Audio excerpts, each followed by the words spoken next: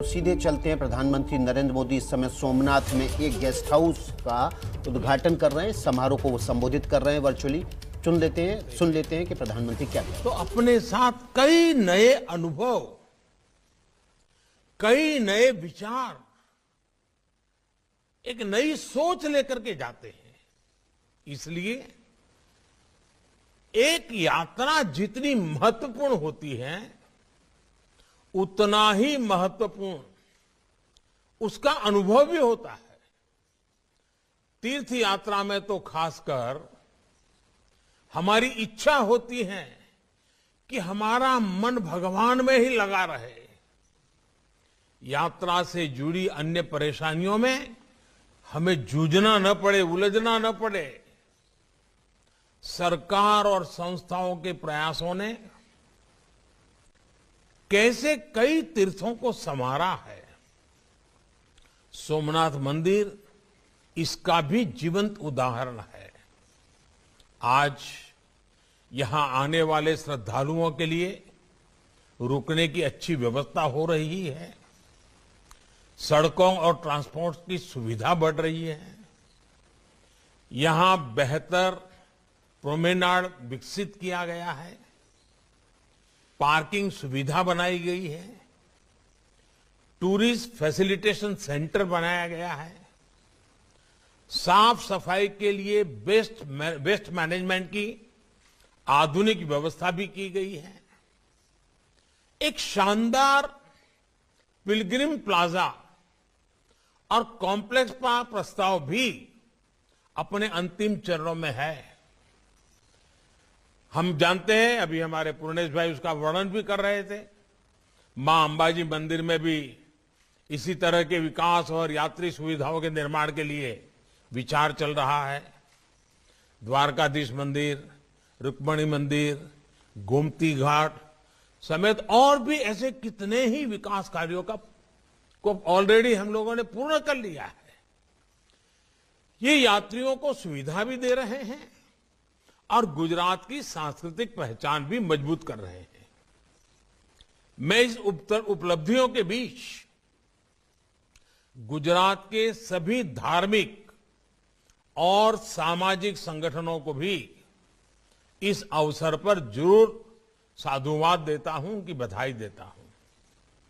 आपके द्वारा व्यक्तिगत स्तर पर भी जिस तरह विकास और सेवा के काम सतत किए जा रहे हैं, वो सब कुछ मेरी दृष्टि से तो सबका प्रयास की भावना के उत्तम उदाहरण है। सोमनाथ मंदिर ट्रस्ट ने कोरोना की मुश्किलों के बीच जिस तरह यात्रियों की देखभाल की, समाज की जिम्मेदारी उठाई, उसमें जीव ही शिव, ये जीव ही शिव के हमारे विचार के दर्शन होते हैं। साथियों, हम दुनिया के कई देशों के बारे में सुनते हैं कि उनकी अर्थव्यवस्था में पर्यटन का योगदान कितना बड़ा है, इसको बहुत प्रमुखता से दर्शाया जाता है। हमारे यहां तो हर राज्य में, हर क्षेत्र में, दुनिया के देशों में, एक एक देश में जितनी ताकत है उतनी हमारे एक एक राज्य में है। ऐसी अनंत संभावनाएं हैं। आप किसी भी राज्य का नाम लीजिए, सबसे पहले मन में क्या आता है? गुजरात का नाम लेंगे तो Somnath, Dwarka, Statue of Unity, Dholavira, Kutch का रण, ऐसे अद्भुत स्थान मन में उभर आते हैं। यूपी का नाम लेंगे तो अयोध्या, मथुरा, काशी, प्रयाग, कुशीनगर, विंध्याचल जैसे अनेकों नाम एक प्रकार से अपने मानस छवि पे छा जाते हैं। सामान्य जन का हमेशा मन करता है कि इन सब जगहों पर जाने को मिले।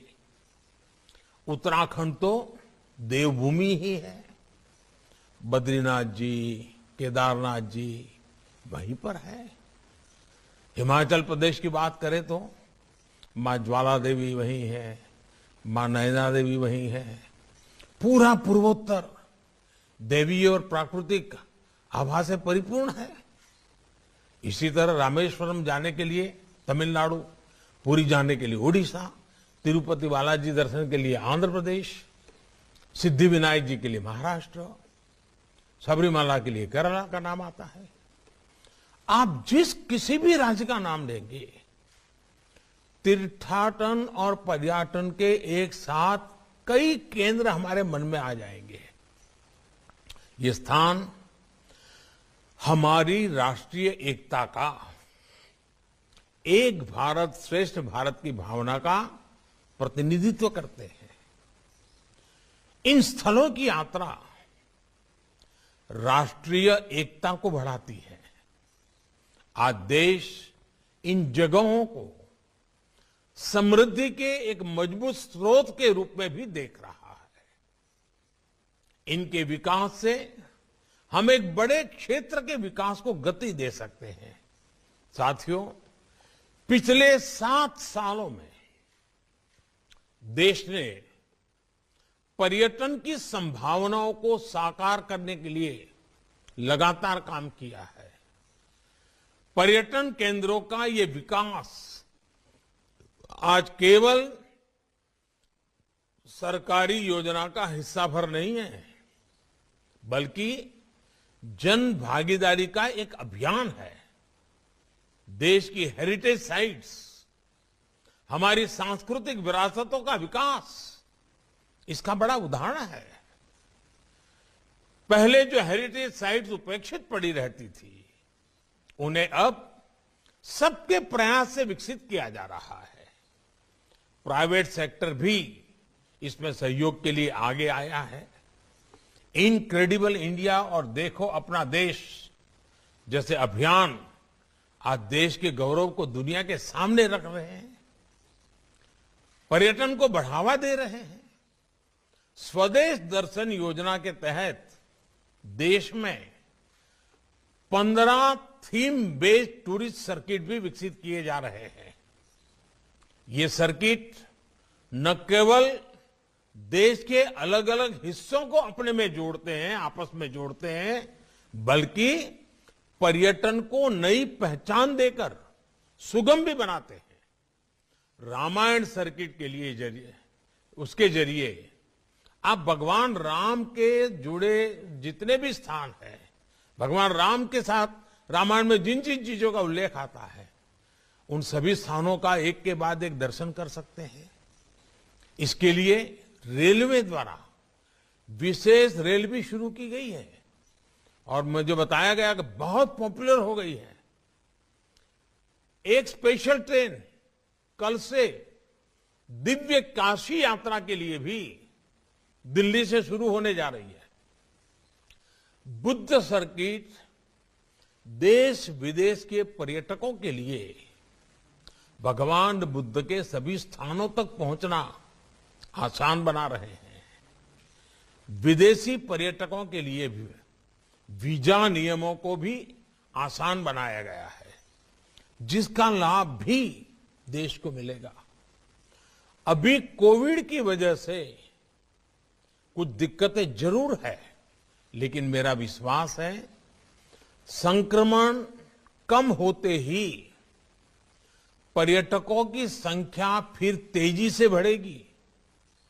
सरकार ने जो वैक्सीनेशन अभियान चलाया है, उसमें भी इस बात का विशेष ध्यान रखा है कि हमारे टूरिस्ट स्टेट्स में प्राथमिकता के आधार पर सबको वैक्सीन लगे।